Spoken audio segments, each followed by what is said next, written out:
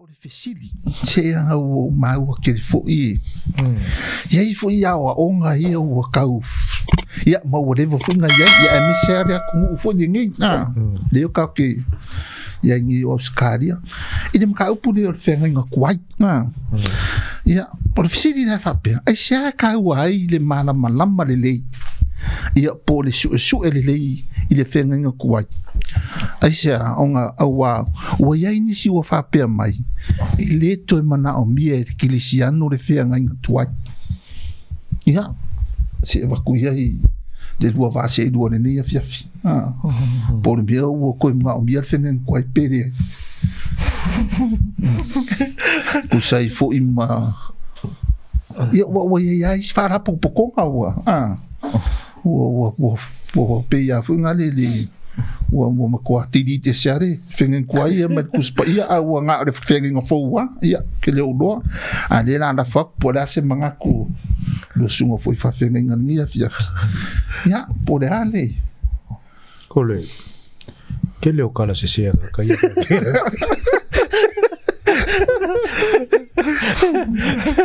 ia como un kala se io kai nga fa no lo wa fu nga de ka na lo ia nga fu mo ka ko por kala me wa e se ka mara ko ma ia alungi fiafi por ase ma por Talanoa le Uso ya fa solo mi o ia kai lo sumare the grace recipients ni po yang fa wala I ore kusale la ko flu na point mai o ale la ka point bo mo ya receive mai o ya malenga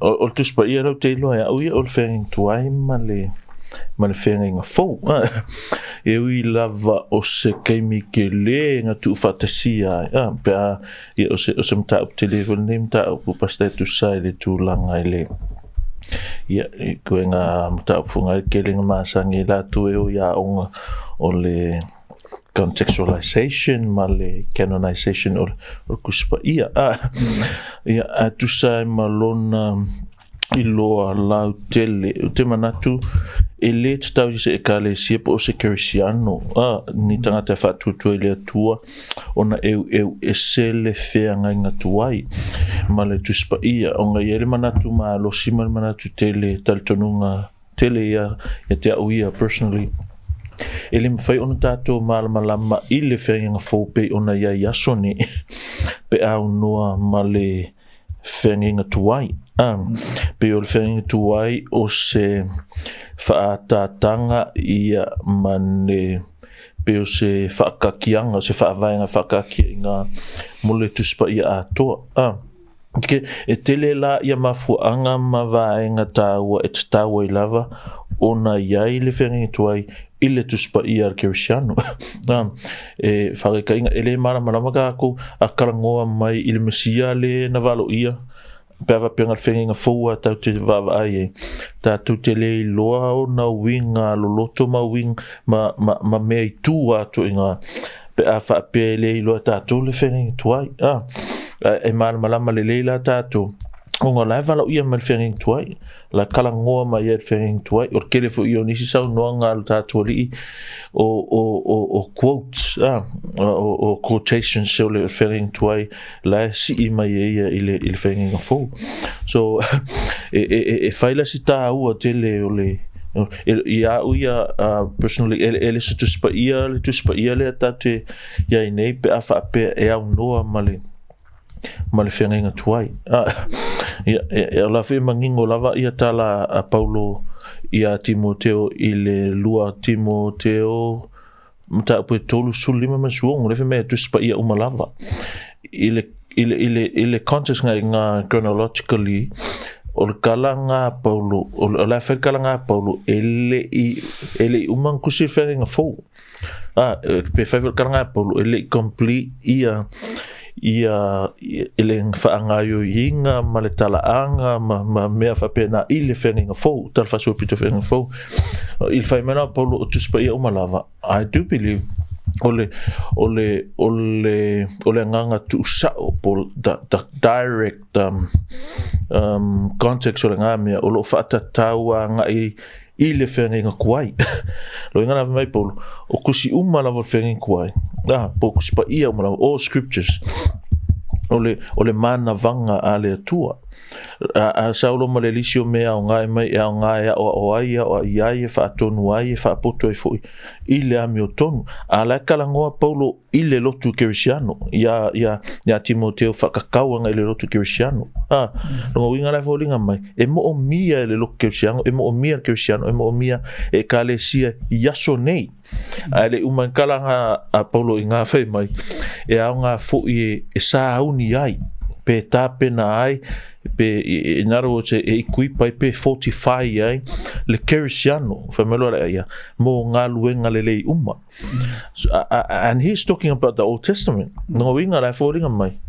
e matua ta o tele ele mafai tatu ona fai nga luenga ale tua ele mafai tatu ona fai ma Cristiano ma ola usiusta e ma soli muli vai ile finangalo ole tua pe afa pe nga ole feanga fo il tato tu spaia o e tau lava onga e mal feanga tuai wa fa pe nga feanga fo se mangu ko kele mar malama kele o me tato te lo ne o lo maula le fia file nei i tu sai male mele le fesili e tau ana e penga fo e kaula e longa na o nga ia saungi o le fa pasi o penga kuai e le se o nga le ia o le la fa se ngai o pe o nga funga lo le fisidi o le o nga i o ka kisia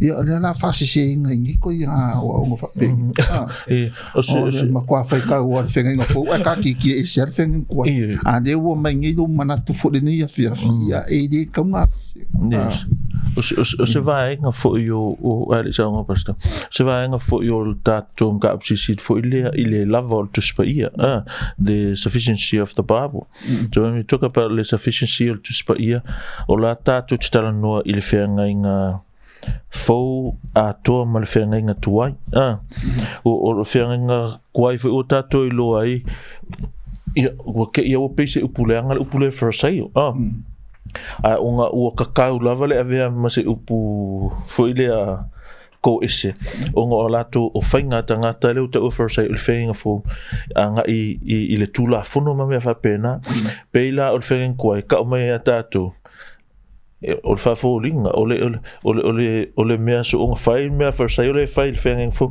e le ngata le tula fono au whaupupo whi man lato tula fono unga i le iloa tātou tula fono a le atua i le whainga fo you know kula fonga ave ai sala fa ko ai lora va ka ko ile fenga in kuai no inga foi la ya o le sivenga me e matua ta wa tele lo ta tu lo le ma mara malama ile fenga tuai ja no songa ja kau ma vau i le kere lo fisi ai se di un ka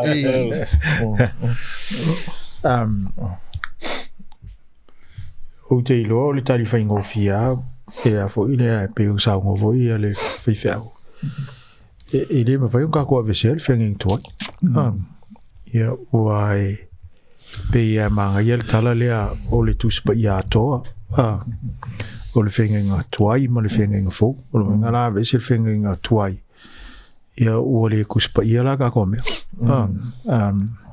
o le iro pole aru le ale me la whai ngoi po whai ngoi tusi ai a vese le pai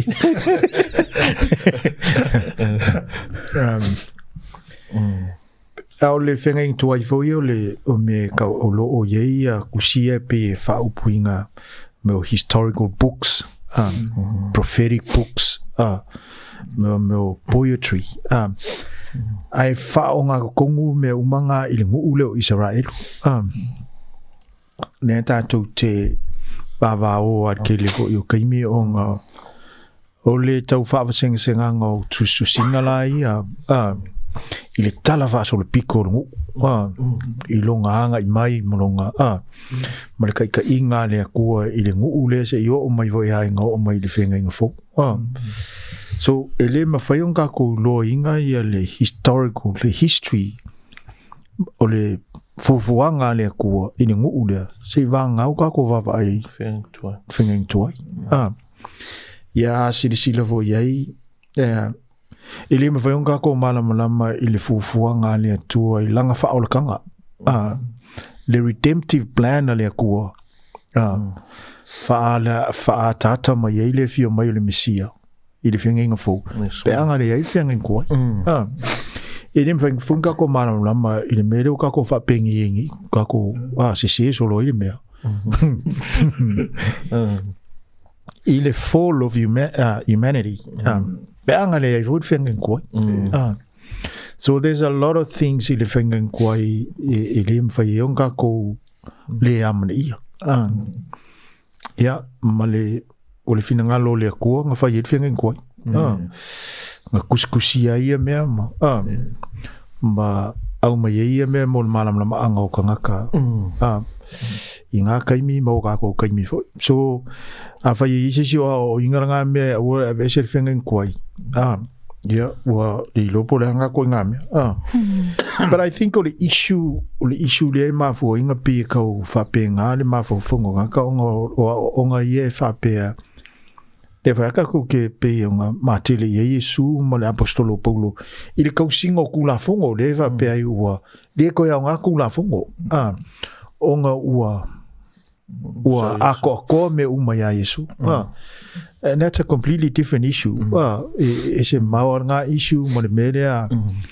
Ava pe o mai fe le onga ngai fa pe ia ese whenga koi I o sikit. Ronga pe ese nga issue la ko ia le mele o kausingo ku la fongo le whenga tuai. Ma le uska ia o onga Yesu. Wa ako ko ia ku la fongo. Pe o ngane kupuele lisi mea mangira wale uka pasta masalo they're probably the main thing ini daile le main reason eta wile le lord feng fo ngo le mera wa fe ile sanonga fe au ile tula fono ma Yesu ang leng il feng kwai tatu tele loa ile ngame se mo ka ngo mo feng fo afa peka ko le tula fo le au nga le se o ke le appreciation tatu le loto fa fete tatu o le meng sa Yesu e fai o nga o tatu loa le ona o tatu loa le malama the strictness le mau tutu wa iai ma le fa mafa le tua lang tula fono pe nga ka ko lo ai le pa ia o le tua le mamalu o le tua ona o le tapu pe ka fika le upsam o le tapu sa ala tula fono ele me fez singa onga suia a pangale o ka ko a ko fa makala le sa mo o ile ko makala ke sian o le sol tula fono ya le ala o ka fika ko le ele fenga fo nia ngam faila nga mama mo tatu o nga la sa ia ile la ia Feagaiga Tuai o le si mea lave ina tatu I o le malosi o sau le science ia songai I le tala I le fofoanga anga le ainge foi le Feagaiga Tuai se mango fai kauka me kara polo ona o le fafine na mua fai kokeki hui fa pe ka ara ve me le finge pa o ye ka ko kia o va pengi o le finga o si finge mo vai fing ai o nga o ye finge ko ka ko lo ai mo fa ka ma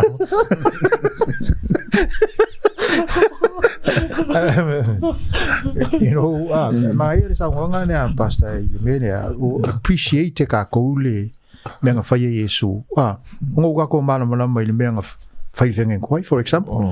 Ang salad ka ile Feagaiga Tuai. E alu kai le mango alu e foi ile ave yo sir ka ulanga amanga lo leng sal ye ro ka ko ye Feagaiga Tuai ka ko lo menga fa Feagaiga Tuai ai le ua sau Yesu sui le mea, o kako appreciating aina. Kau ke ua anga whapengi whapenga. Ia, o kai whaare mango rea. Me ua le ngi mango koi. Ano na mafu anga ngā de wheme e wangi whaonga ngā whengen koe. Yeah. Ongo mea nanga. Ia o nan mea nā koe study, fut whanga ngore mangu i o roa ia Yesu. But we appreciate what we have as because we have an understanding of what happened. Ongo kako malama I mea ngā whai le whengen koe. Leo ua kako whaafitai pe o sao ngā ngā whengen. O kako re koe whainga mea. You know? Pe anga rei nā whengen koe. Ele no nan whengen. Ele rofo ngoe. Sarapos kurang whapenga, ring whape ia karkurunga ia. Ia pe ia la so ngā o a mea ngā o ade loa kakauping wha o ngā e kakauanga iai pere mai ngā rea. I think Pango le kau ki kilo le maka pure a kongu le meno o le mga o miai. Ia longa I fōringa mai o la ai ai. Ai mo koe ngā mea nā ngā le kau whamamna mamenge lua sunga funga.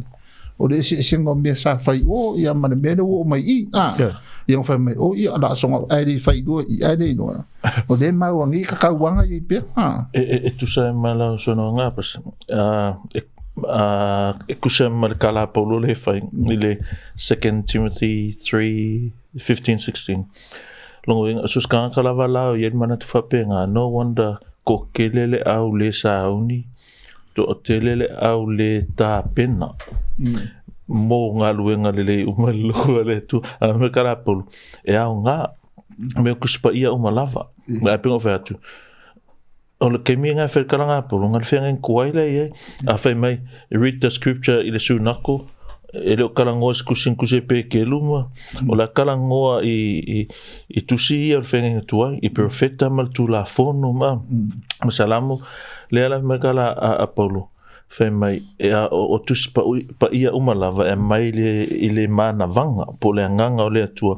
E ao ngā fo. O leo rawha. Le kalangoa I le lotu. E a oa o le lotu. E a oa I le lotu. E whaatonu le lotu. E whaapoto le lotu. I le amiotonu. Mai lola ia lea. Ina ia tā pena. Ina ia tā pena ina. Kere ropoa exact words le whasa amoa. Ai whapea ngā le a nganga le. Ina ia tā pena le tangata o le atua. Whether it's Christian or a pastor, in that context, familia ia. Ta pena tangata le atua mo lea. Mo ngā luenga le uma. Kusa ila mala tusi lea paulo. Mala kala lea paulo. E fōlinga mai. A kia I ese le Feagaiga Tuai. Longo inga. E le ai muska ka le ngā whaala putonga. Po le ngā e kale sia. O I se tā penanga. Mo ngā luenga le uma. I tutono le lotu. If you take that literally. E tusa e male.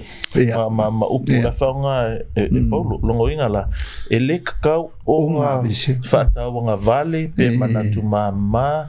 Pe consider. E le Feagaiga fōu wasili atu longa tā ua. Ngai lo o le Feagaiga Tuai.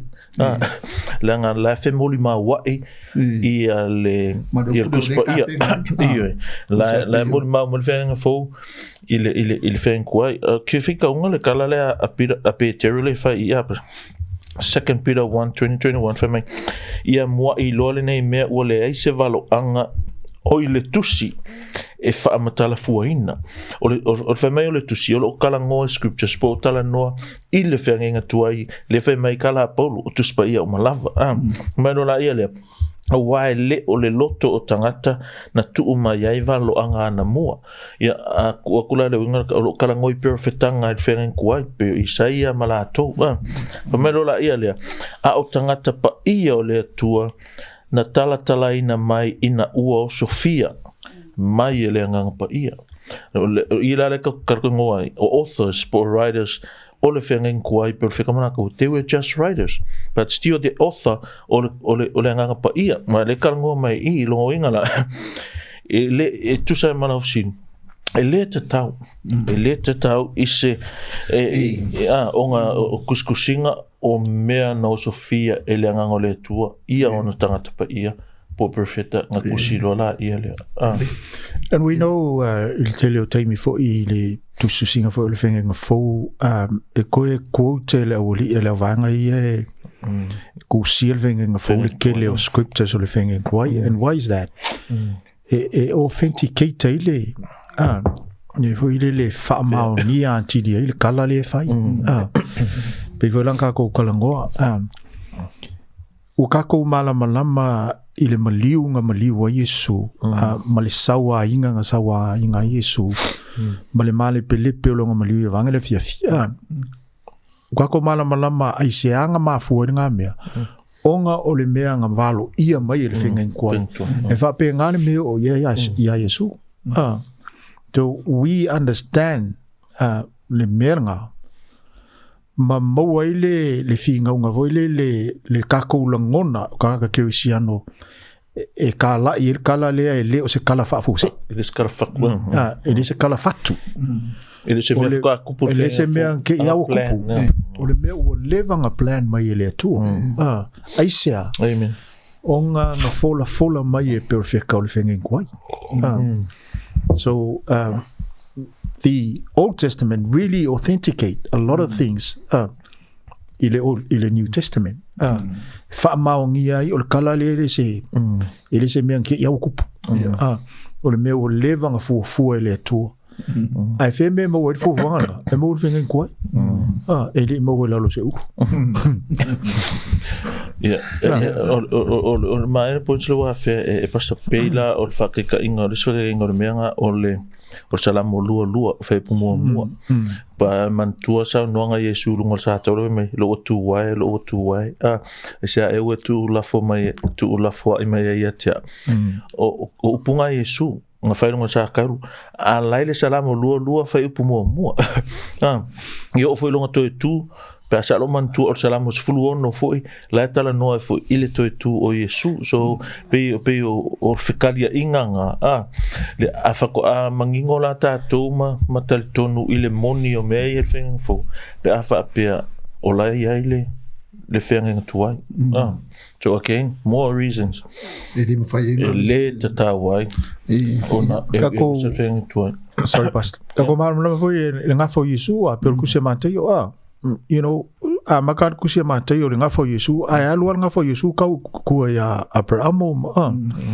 ya ngale ngir feng ko ifsisi o nga ko ya femi nga so nga Abraham you know but ongol fingen ko so there is a it's a must e ka nga yel fingen ko kele mau yo mai ko manaomia fingen ko yo fo sisi ai mako ni pola le mga or fingen ko la le mga or fingen ko fa ka wa ngar fingen ko musu fing sa so ka fa ngoro lang ku spaiol tusi ai ku pa ia si fa ka si fa ka fingen ko nga pakua ku le pa ia mano me si le o manino fo ile mator vai le tu nanga ile fingen kwat sa lo vede sa puli ya se ngai i fui o wo karango wo la palala le nga yo pala nga o yo sa mo nga bi ko fa ko dai an parang o so wo parang e fia ningi fa mo popo korabo pi o langa mau de ki nga ia fenga fo ko lo lo wo parang o fa ko come on Mike you have to read the Old Testament it's ke lo le pa fa pe o parang ni ko lo fa ko de me parang e murmuri Muda nga sa yang ko kena ya la korabo ya fa ko vo e ma sa ko lo palang e murmuri nga o ko lo sa mo ko kompitia o ko lo de fi ben ko ai na murmuri ya a me sini le o mango forma ko va dir ya nga har fengen ya ka ko si longa dua la yese manatore tu stalo Feagaiga fo o la ko kuskusinga ngisi o vai ngor kuspai ya pe Paulo ya pe kuskusia Paulo yo si kusifo ingadenga ya ade o le vai ngor kuspai ne o yengi de o nga de pe de ka fo ngale o le foundation de o ekarisia o nga apostolo official apostles fo ngale ne misu apenga yai de manatu apostolo ia ke minga kuskus o le fe O la kukusinga ia o ngisi o vaenga o le tala le lei. Le la manga vainga, penga manga vainga. Wa e ungo fa pere fesiri. Penga I dua foi la e paulo manga vainga le kura kukusinga le fai. Le ngakor kusi, le mafau. Ia, la fokuia, po la sedua manatulenia fiasi. Kala polo le fai pasa o mantua la kusi le fai me o long tala le I mai I tangata. Anga mai I a Yesu mai le tua. E a lo mafau. O le ke fiu e fo e se lo mafau ma ka fere ko ma fere. Si fa ke agira o kala le a konga e mama lo mafau.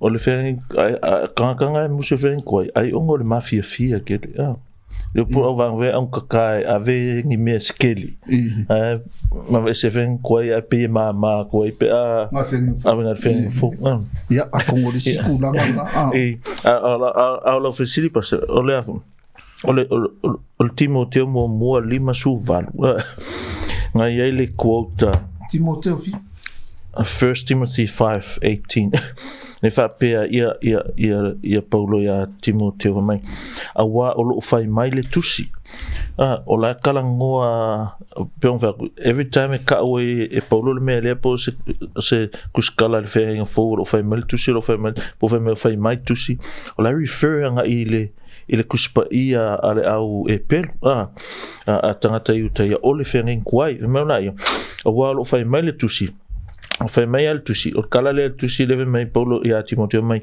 awa ne e fusile ngutu o le povi o solia e ia le saito a fai mai la ia ile malea o fasa monga la fasa mo ile and il fa palangi ele fai mai and o le Kyle Creek so a fai mai fasa mo ile malea mai o le memo mo o le quote mai ia Deuteronomy e lua lima fai upo e fa le fai mai awane e fusile ngutu le povi a solia e ia le saito straight mai le tusi a Deuteronomy lon ta po lua lima fai upo e fa me lola ia ile malea a saul fa manga fai upo vale a polu o le quote mai a Lucas fulu fai upo e fiku fai mai e tatau on avatu ile fai ngaluenga lona lava taui so quote la o le la kusi Paulo a Timoteo quote mai le fengen kwai ko quote mai ile fengen fo so e manino la ile mangako Paulo la ia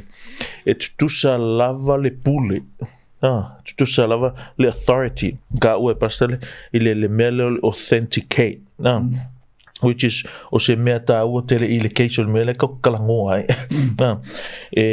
o man korke lo me sunga la fai yaku pe fo fa lo ngora du mai o le pule ai you know ka ua whose authority so we are talking about the authority the sole authority le lotu I benga vital lei mata ua tele ai le ilmka pule ole kuspaia pule tuspaia le o kango Paulo level kukusa ia le ia tustusinga kuspaia ala o pelu le Deuteronomy le kango ko lu lima fa male kusi a luka le fako akupu I le fenga fo malesi mea makaukenga pa fo pia tato lo ma sila fifu Paulo kuskala ele ose e pelu ale kango ia Paulo fai mai awane I fusil le ngutu le povia o solia ia le saito ile malea a saule si anga le fa mangar kala orkala aluka or koja aluka fai mai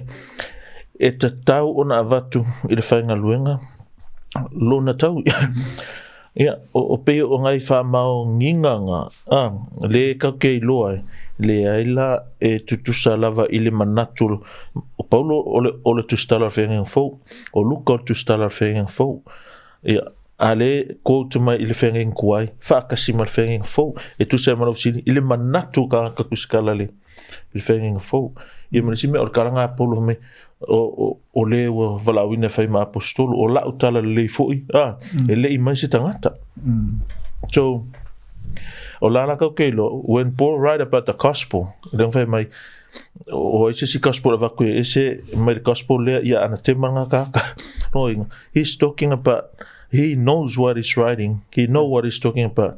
It's from God. So, ngai loa. Yeah.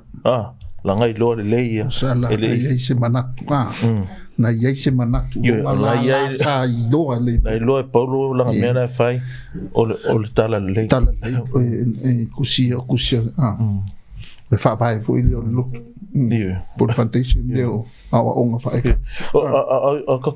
Iai le vai iai ele fa pe o mea uma la vankuse Paulo nga vema scripture ma kongol kuspa ia o nga ele se nga luenga fai ngofie nga fai tato wanga tama ile kufakasinga ole tuspa ia fia se lau fia feta usang o kufakasinga le ale me ole si me amazing ile kuspa ia ko kilo ole la langa inga o langa fe au kuskala kai fia fe vai ia kaimi ole kalfasul pikong soi fuai ai mai la totala e pe anga kusi kaimi kasi marka nga kai ko kasi il tatu vai nga spiritually nga tusele tua e ola in no time le nga tusele tua soi fu e fa vavau e kukusa lava kausa nga ya fe mala so tasi ole mafo nga na kusi ai nga inspire tangata nei. So while Paul is writing to Timothy,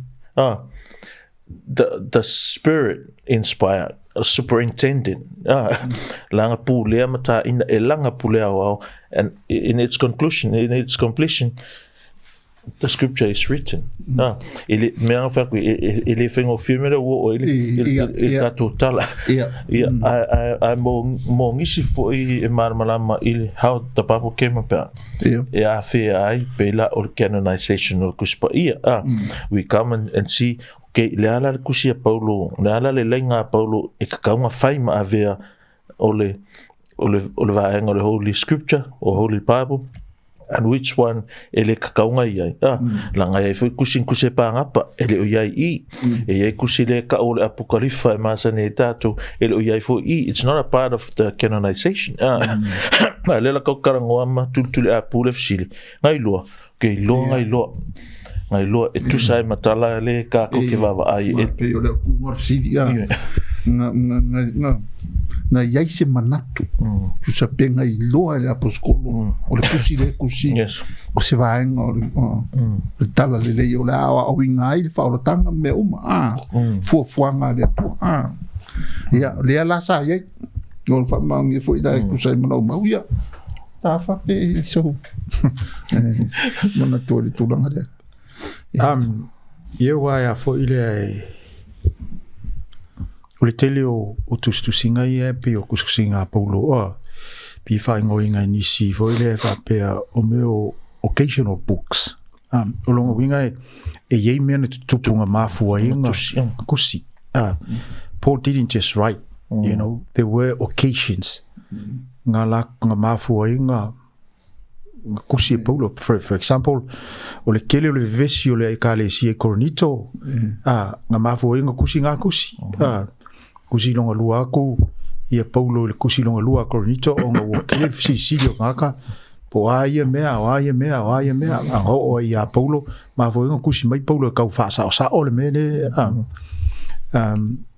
so o le tusi nga luenga pe nga ko loa o le mulinga a Luka ile o apostolo ma fa mau mea nga kupu ile nga luenga ko wa pe il ka ko ngai pe o le va pe o se me o le kolus fulka usanga le span o le nga luenga nga le fa mau e Luka ile tusi nga luenga aka ko va ila ile nga kaimi umi male kusi nga luenga le fa pea ka ko ke ilo ai pe moni le sa no ngale sunga de fenga le kele o mele I nga fai ai le I fa mo winga o nga kusi la vai Luka ia me fie ia I langa va ai ma me manga oi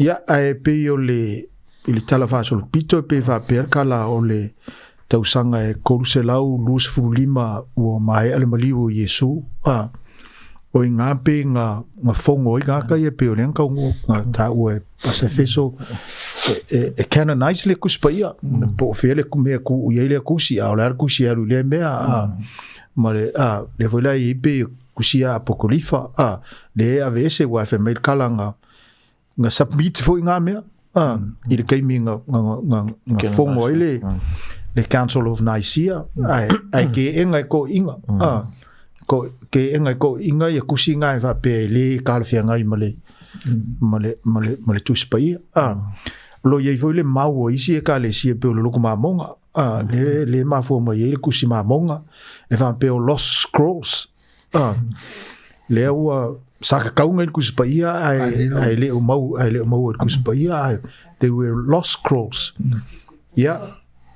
ai nga le ngako foi ko inga ia le ua lava le ia me ianga kuskusi e Paulo ma kuskusinga le finga inkuai ka uma ye le fina ngalo le kua mo ka ko alfe sidila ngai lo ele va ngai yang kuskusia le ia masalo isa iso la ko so la ko ma fau va pena but you know wa ole uma la ko kuskusinga ia fa ko a fongo muli ia kangaka ia ma fa va senga po wa kuskusinga mau kongo kuspai kuskusinga ile ve kuspai me le fa ngo le canon so you know ai foi ingi kuskusinga ko ngo Paulo nga fongo le Council of Nicaea va pe le fe ka wi nga me e si di ka ki ai se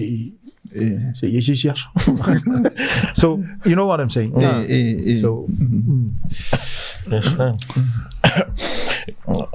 le scripture pastor que so soani ile tali tato silne fe mai petel lo pekel ko sulima suonga mai ia auto manatu ole ono sa yo tato li ole o la tanga lea melo ia fa pe ona tusi atu ya te auto e Paulo lo tato so pele e tusa male poto o fo ina tu ya te ia fa pe o ana tusi umalava melo la ia lea fa pe o ana tusi umalava lo tala ina ai nei mea o iai nisi upu wha matalanga tā ua whaawinga se ina e tangata e le ia o ina ma ua le whaatu ma wina o le mea nalek whimanga e pu e Kirsiano e kare usile mea nai whaapei o isi tusi foi chronologically again le context le I o le kalangoa ia pe teru I le teimi pe on sa ngopasa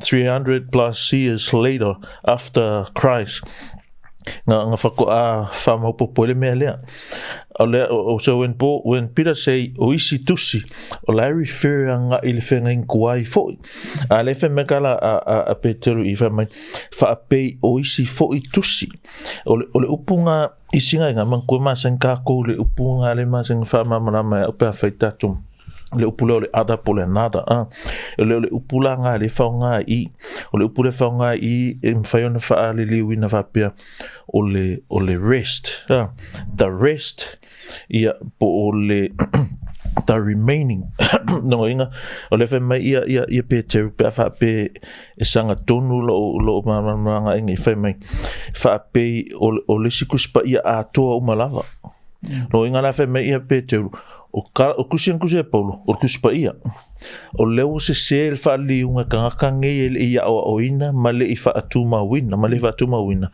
fa pei lava foi onga se mati store ela to ia isi foi kuspa ia longo winga pe fa o upunga loibos means like pu la fa maybe pekelo like the rest of the scripture longo winga fa maybe pekelo Paul's writing is the script one part of the scripture fa pei lava on fa liu Paulo fa pe afinga seng fa liu the rest of the scripture or other parts of the scripture or the remaining parts of the scripture el avaenga ia ele ia o ina ma le fa tu ma wina so o le sila me le sivanga le kuspa e mal fenga fo Efeso Fonoti lango ai le tali le nga fea ima fo I penga pena lato taliton wina what they are writing or Peter think of Paul was writing the scripture or Paul think of Peter was writing the scripture or they think of Luke was writing the scripture so ile vala o lesi malesi like Paul to himself like he think o kala lenga mai ia keriso so ngai ai so la to mafau I think na ai le tusa male muli maule awa o le popo lenga le ko nga mele menga o fekau I kangaka e ai si wo nga to lu I o New Zealand nga makua I ia o keminga e kere makua pe il fa que siano makua I kiki al pe o kuspa ias kusiale tu on mai kainga ia ke nga onga I le onga lolotu I college Samoa e ko fa inga singa onga furanga but to mai kere lo ka prime ka kongo I kuspa ian kusifo iska ia that's what they know Paula wala nga me la hilo la tuia ia me ka kalango ko o to nga me la le nga mafau na feola to mafau o scripture la tus ina wa pero mana to polo ia kala pekelu ka ya Paulo fefe o le ka fa fefe pe pe sa mo ia Paulo pekelu e man ko ke mirenga ne o kengia e Paulo ia pekelu fa folinga inga wa ka mai sala elua ai mei alanga ai fa kasia mare au kula ele male au savai ele me ia angale ko ka mai sala elu me ilo dan alu fa ko le Ricard ia pekelu ya Paulo I lo si me fa ko ke si hango nge ya Paulo ma pekelu o leva arrive mai o tato uso fe mai o le poto na ave ia ele tua o ngi nga menga kusi o me e fa mala fa matala ngata o me ala nga leng fa liliu le au fa kamala ia e fa winga se fe mai lo la ia le peke fa pei o isi tu si fo no inga o le nga la kampe kelu levo kukusa ia kuskusinga Paulo ma kuskusinga Feagaiga Tuai o se vaenga o le scripture wa fu le kile o tausanga kuanga ia fa ko a faile tuspa ia ku fa kasi tuspa ia o le sila le fesili ai o le ale me sa fa onga sa fa fenga fai wa tasilia mafuanga na mafuai fa pel talanga nga una ina ia ko inga ia al Council of Nicaea e fai kuspa ia o ngai pe foringa mai sa kilinga ku ngukul kuspa ia sa ku voi le waile se men kuskusia ma le se men le polenga na le fa pelta le kasi le polenga ia wo lo foi me ka ko sa mo ku nguku sui la ku le me mu ai mo fungo wo lang bonga you know polenga na le sa ye ko inga onga wa maka ka fa pengale pe wa maka ka li lo aku ngisi me onga le ye se me wo ku so and this is why they came up with the idea of failikus pa ia le laua o lem fai se sin ko suia me ia because it's no longer wo ku voile le leua ku kuspaya and what's in the Bible stays in the Bible and it remains in the Bible lem fai se sin ko suia so fionga la ia le ko so de o be ku kuspaya o confirm ya me o manga vainga o sa onga de o menia yoi o ai ya o le wa le pe ya kangia me le lua tawanga ni le fi kuskusinga ele yo eskulang fa penga onga besera ia ele o confirm mama yoi ale la mo kingo ya pe o fesili le kulo inga le fingi pe sa ia se manga ko o in kusia o le vaenga o kuspa ia scripture sia la ki kusia ya le fu fa mangia me fu ngisio ya o le ala sa nunga la sai do yoi fu mer fai mai o le kala linga mai I think sa wanga le ka puna mai le li kala le I think o koinga me va pe foi le we can speculate but fainga faile educated guess onga o kala fu I kala ai taina ne ele o fai vanka ko va pe ele o ia se mau ku va pe ngai lo el va nga le but a fu I si fam kalanga ye Ye fa makala isi tusi e fa yung ka ko va pe. E sai lo el vaenga le me le fai. You know. Yeah. Ia kusaila mane fiafi e o le foldinga mai e le finga lo pasta e le Efeso saidua ngai no le ia la wadi ian kusi o kusi o vai ngai o le scriptures o le la fa kuspa ia ia le sila ke de ia na ko i fa nga mai sis kusi me budi I think if you give us an audience o le benga le ka kukudi do benga I no I whakakau I fo ngā lei I ke fo koe whero si se aposkolo yengi koe kusi me sang kusi wa mo aposkolo mea ia kakarongo I mea ia ke fo koe whero ingoa ke fo aposkolo leo soifu angi wai I ke o kusi mai anga lai whai asu su e ngore bea ia ka hui ranga waku mako kusi ia ka whakoi fo ia pe o le mea pe ngai doa e la wari ia o le lako kusi la avi kon kusi pa ia script I ke o koe whero si se aposkolo ngi kusi me se kusi wa bea ia loko mana maa kusi mako kusi fo ngai kakangoi kongo le avi kon inga ia pe ia ka ia whakoi fo isi Ta mau mengi ar ka vale and I was listening to e iei risi ka kareo ke veko la e alaku Samoa Palang Samoa Pisi palang palang so but I was listening to his teaching and mere sa ngoi be fooling mai e isi mea laele ka ua mai e le akua ya ka kou e mafu in kau kau kala ese kangaka inga ia kalango ku sa o le akua maka mai le akua me lai e mai pole ngala na le me we know that this Bible is sufficient, it's accurate. Ili ko ye ya se me ko fa ye.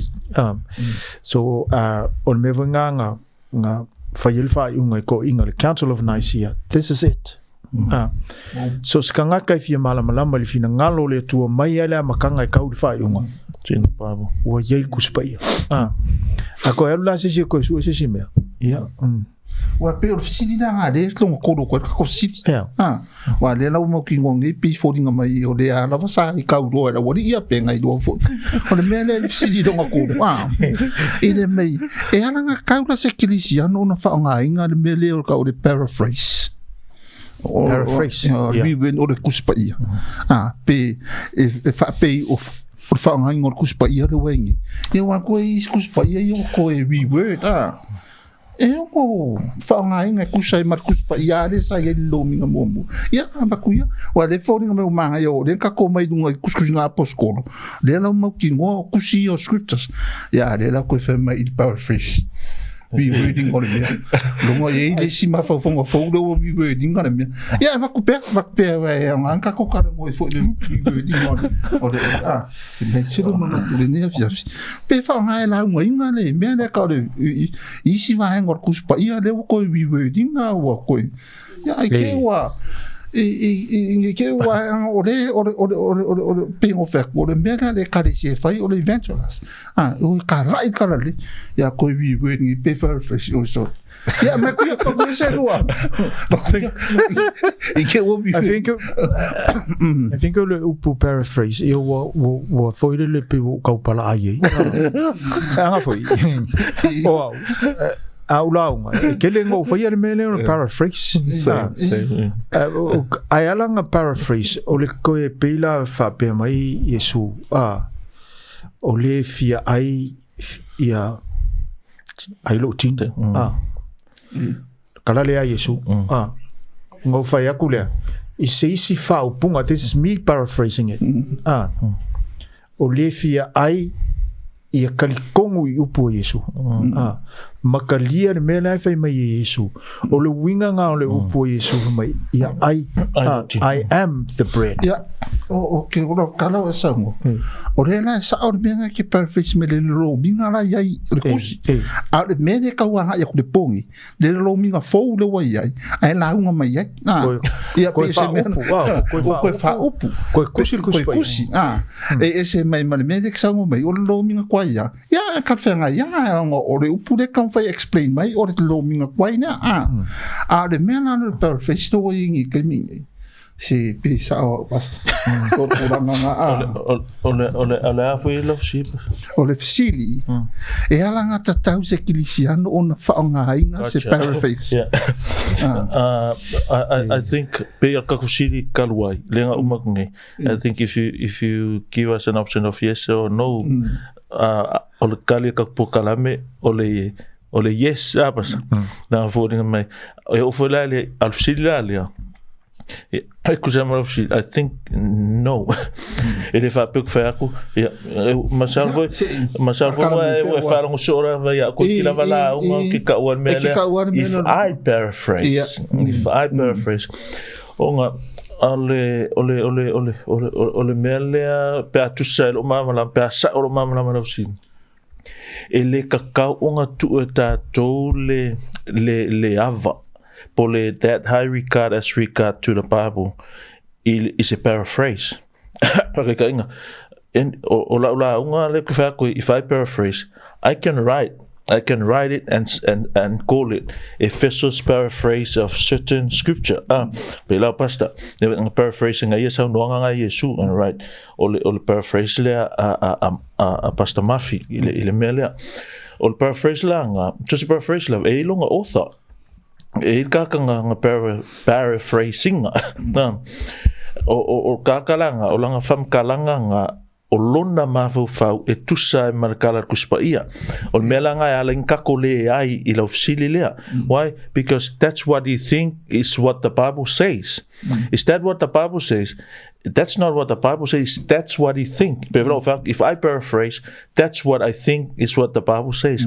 So the originality of the where the authority is lies with the original passage, lie in the Bible. Meanga ita ua Isus Christian peke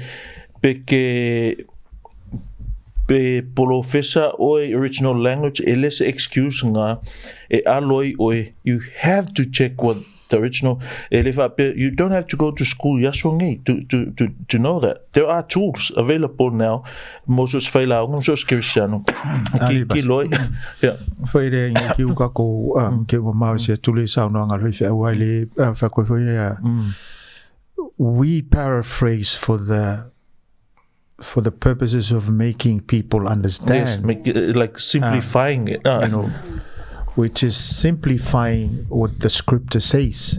We're not changing the scriptures. We're just explaining the scripture. And this is the purpose of paraphrasing. Pero le sa uno ai le ina ia mala nga kala fa longo mai. Ile kala al kuspaia po le ale mele fa me yel tuspaia. Because why do we preach? We preach so that people understand the Bible. Panga vampe le mga umira nga me. Nga ro mai aga ko fai ka kuspaia ko yol fale without preaching. And when we preach, we quite often paraphrase for the purposes of making the Bible understood. But le ka kaunga ko suia se solo a fai ka malam gwa ilo officially e wa silsila ngi translations sur kuspa ia le wengi o ko kiki fie se full translations o le officially le por ese ren me walinga kele translations pe la le ke kausa ngo mai pe wo kele inga fisu ya e ye stangata fa pe a work with our NIV because the NIV omits some of the things that the Bible says be NIV but the reason why langa ole kele o isi kuspa ia e fali liu literally ole upu word by word ole NIV e fali liu the concept so onga ole ngana e Peru e a maka mai kua le fai kauma so a fali liula word by word onga le malama le ole kala me se dingi disi mela le o mai ele na vila ko fai mai we translate the concept ole ale mela ka mo fai le le passage ili nganga e pelu e kau mai. O le translate nga, Yeah, translation nga. A le paraphrase nga o le fisili. So what's the differences? O le translation ma le paraphrase. Wa le la wa mau kingonga le translation. Ya le la wa fa mama wa o le singa fisili o koi i le vaenga longa duot mero ka kalongi. Le la ka kalonga le paraphrase. Ya le wa la nga ma le translation. Ya ka kalonga la para se singo me. I think afa puke mo le le ano le sida e fallinga mai pe fa sa mo pe sepes o l'officiel pe kukusa ia le fatawa tato ile tuspa ia kuspa ia le pe nga ia ile King James and ASP ia mala NIV pe kusal fatawa tato ina male fatawa tato ka ingala pe ta o pastangi si translation e keming e lo fina una ka polar ko enga me ka oile le Lafaele New Living Bible or something. O nga whangau mai I le paraphrasing. Pasa aloman tua kama loa something Kenneth something o ngalo ke olonga ngo mua. Nga paraphrase la, nga paraphrase. Ai uma whangau mai ele translation lea, le nga good news mua. Le nga kala le nga waka war kuspa ia waka ol translation, but some scholar argue that shouldn't be a translation. Kakau nga ka ol paraphrase o nga ol kelefu translation ele kasiskanga kanga whainga. It's a circle of scholars. Ale mele, one person kang paraphrase le kuspa ia. A crow ama avea ilo ma kuspa ia. Ongol mafu angale nga ia nga mafu nga mea. Or kau ma fai peong sa ngopa se simplify pa fai ngofie. Ile moli mawina lo tala lei a felika pe ma tu o pe sa roman tua. O foi la ile translation le the message. All the message. Makua I kele upu lawa sui ai wa averka mo fai ngofi ma mea ua sui ai o translation la ia e lua ke manga o ia I kanka so mamao I se mai ai o le ta message ma le translation nga lenga the Good News Bible mua the Good News Bible nga ia le faliliu ngole Roma nga e valu full code 13 e leve mai a sau o ia wa ave matangata I falili wa va mai he came with the sinful nature. That's totally the opposite with those are the exact words like yeah o me penga e pipi lo ma fo fa wangi me ke for me he came with the sinful nature wa mako I fa ngai a markala kuspa ia ko o lela ko karangoa ile paraphrase male translation ya ula ya ele kau onga averanga me ma ele kau onka ko ava ele kau nga ave ma primary reading Bible as Kirisiano ia me yo paraphrasing. He can write his own paraphrase of the book of Acts because he did a study on that. O no chumalala ia a paselangamia. I can call that's his paraphrase of that. But nga mailola ia kusapea lo fakalala ia pasta. She will not read his paraphrase and put it in the same authority as she recut the Bible. Why? The Bible le I o langa paraphrase le I ele yaise authority il paraphrase.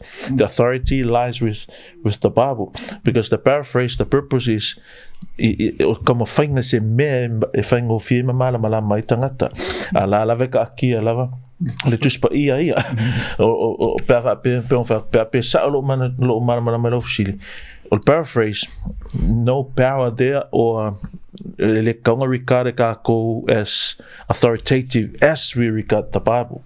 You know, it's a way of a preacher or teacher or scholar trying to simplify what's in here. The Good News Bible, ekele mo upunge o le redemption. Ekele nga whaongale upule o le purchase, po le port, po le pai. Ngakalo nga, but that's not what the original language or the word redeem means. Biblically, redeem means you buy back. You redeem, you buy back something happening, and you gotta get it back. You lose something, and you buy it back. Laku ia le Good News Bible ngaka ile pai. O whaatau tātou ele atua, misir koe whaatau mai, you know. E koe fo ia lai korofisiri. E ala ngā tatau la Christian o na whao ngā se paraphrase.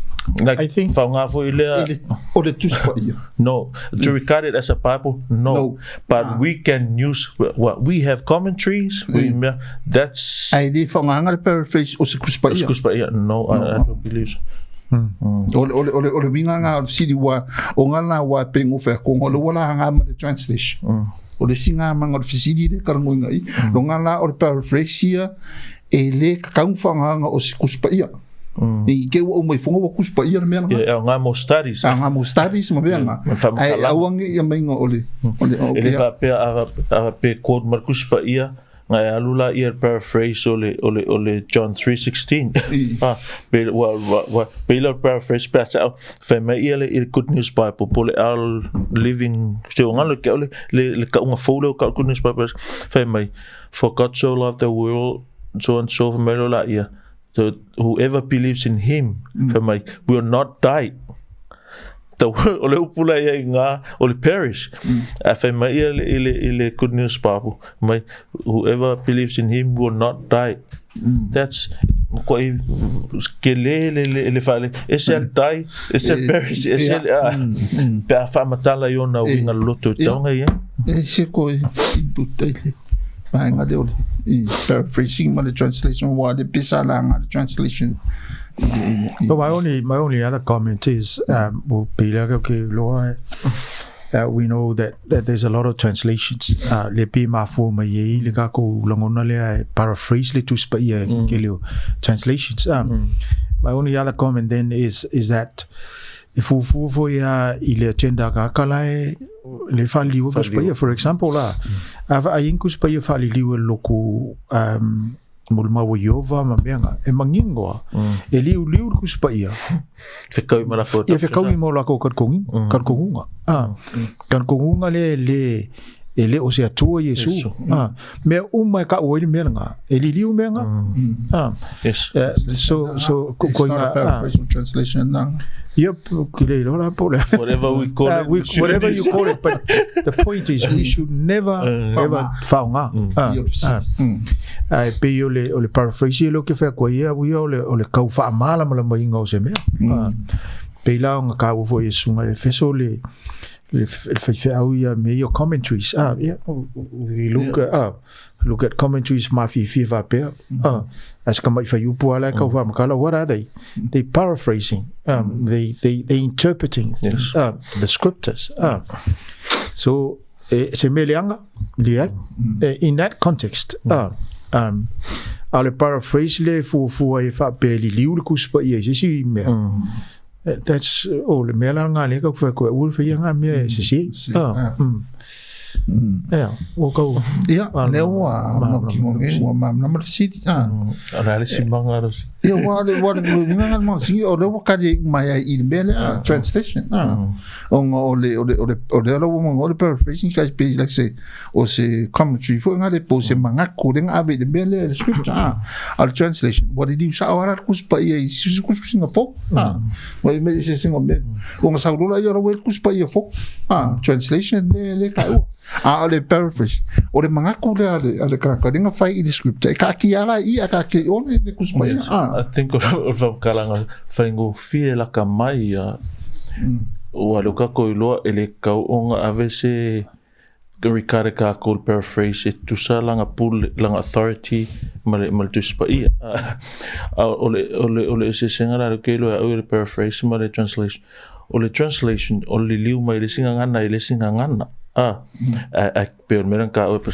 but we either it's from word for word or thought for thought.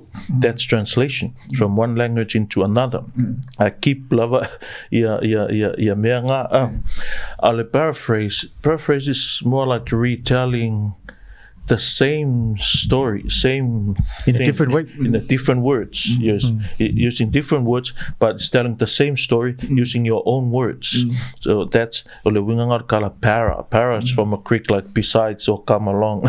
So phrase like you're paraphrasing. You telling the same thing using different words. Ale translation la. O le singa le singa. Ile. Pelo faliliu mai ile. Pelu English. Wan menga ale nga aku i skola ole mele Good News Bible. It's not a translation. Why? Because they did not use the Hebrew and the Greek. Nga aku maka mai ile rewording ole NASB ole American Standard Bible. Nga mai lola ia fa ole mele nga fa fengo fi nga isi upulen ile American Standard Bible. Ile fengo fi tangata ile ole lako first language ile English o avela simplifying fa fengo fi ina nga mambea wasui ai maisi doctrines onga or kuspa ia pelo mo fa ko ngai fa mai he came with the sinful nature. No teaching like that kuspa ia ele ia siang sala ya Yesu amenga sa o ia mal natural sala ko le ia le comment le fa mai ga ko ka upu fa mai le comment le ele le pe ka ko ka upu pe ka ko si sa o ka Famau popo ingat kuspa wale mai kuspa ia le pa usa o mai langki Kelele ameni like you know fa fonga mas uso le ia ka ko kala ngale fa ele pa u mai me langki e kanga fa ma popo ingat kuspa ia pe yo le sa ta watu le Council of Nicaea o kanga fa pesa ko fikus fuela ko nga ngofo ma ku fa ka sirkus pa ia ne na alfa velave fo ia ngai ko inga u feoki ele da se shoka ko fenko ko fisiri ya fa me ngai la si usore ka ko fisiri ia se ka fa iro kala vo ile lo mo ko da fa ele fe fai kau long kuspa ia le fai a koiri siri inga por ala mera fai kau ya va melo mo ko le fai kau kuspa ia va melo le ria pe ula lo mo ko ya kala ngai fai kau melo lo mo ko lo fai kau kusia yonga ya va melo le ria o le ri foi nga folo le ya melo ya va merkara le ria lo mo ko so if I found a follow ngai early ka malo kiri ya malo mo ko vai kiri lo aya walu langi ya lo fisiri ya yon mai lo re re ulo lo mo ko afa fa la pele o ye yon langi mai lo mo ko fisiri la o ye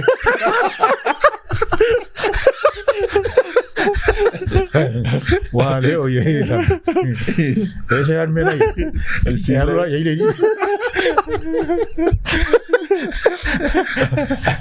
Yeah. I think onga sa no pa se elim fe ka ko onga fencar chile si uso le onga elim fe tatu onga fo I kua whatever nga a fa tasi ngai o ka u ngai ko inga o nga tama ka ko our forefathers in the faith yo lo fa tasi mo tatu li ia au ka ko le o langi so impossible nga fa nga me elim fe ka ko nga fsilia pa ro fo tuanga ia moa sanga avangua vai sia onga puse universike ke siang seminary semia ya ole mo lo soani o ke lo mea ka vai mata punga le contextualization canonization or kuspai how the Bible came about ya so soangela ya tali la fsil ke lo la fsil le kali me mo ka kalangoa onga le lavenga fsil me fsil ngai ko inga ya ele mfeta tunga fenga mea palanga futuanga papele mali I mewo o total olva ayole ole o seminary a ungai I mea na ngai loro lai o me ka ua o le tatu tilo o lo o ka le ya sia ka ko ka upu ka ngai ka le ka fa ya ku yo we know Pera nganga. We know ele pa u mai le langi ku spaia nga ye ka nga fau inga ku spaia. Isa pe terminator. Yo, na ka ko ke fa ri yo ka ko lango nga i. Amen. Ku fa ka singor ku spaia. We also know ka nga fau ku spaia. Nga ko inga ye fa ko ai. We also know where they are. Ele foi calculo. So, era calculo le ia se ka como kau. Ya ai. Ko ki mai đâu la. Ya o to no le la fa uma ilta to mata pulene ya fiafi. Manga. Mo wale ngangore. Ole fa malo mar fa fta ia tu o sunga fa fenga mo le ta pu ni fa fi o te lo se mata pu turanga fu o fesili sa silingia ia ole ngangale ia tatu so song ya tu tatu mana tu fo i le tala le lei ia a fai fu o fa di se finga ngalo se fo i bo mai ni te ia na ngalo por carame we love it. We love comments. You know, people o fa fonga mai ia we enjoy looking at comments. You know, we welcome comments. Mo we foi nisi mana na i ngode fa ftai foi Deus so mo le son a foi ona sidina fiaf ia pe o de pe sa wo o que le ngo po ai na ia le lopos ia fa ftai mo de.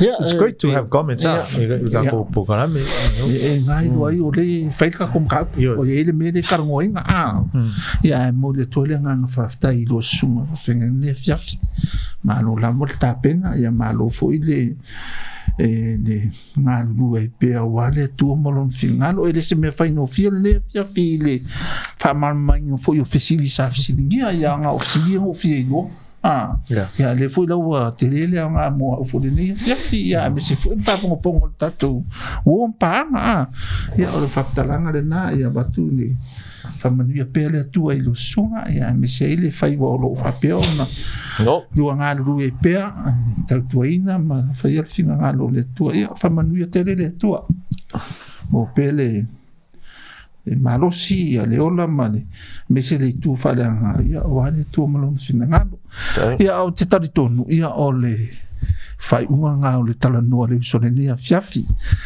yesi fesili ya tu foi numa tato page tu fa o foi verso fo mo foi nisi manatu le lei o pot kalame ya wa foi le ai numa e tawa tele to fisili eu fa pe ma ko sa o ya ku ranga ko fisili ma ia on ka ko fe ko fa ya la ia ko da ia ni si me ka on ko fa le ya o pot kalame like our page ma like for ka ko page se ka mo mo ya o mi for ka ko like se ya ka ko iso ka ko mo cristiano ya fa manu tele le tu ai lo loto finalo de fiafi so i fu mai manuia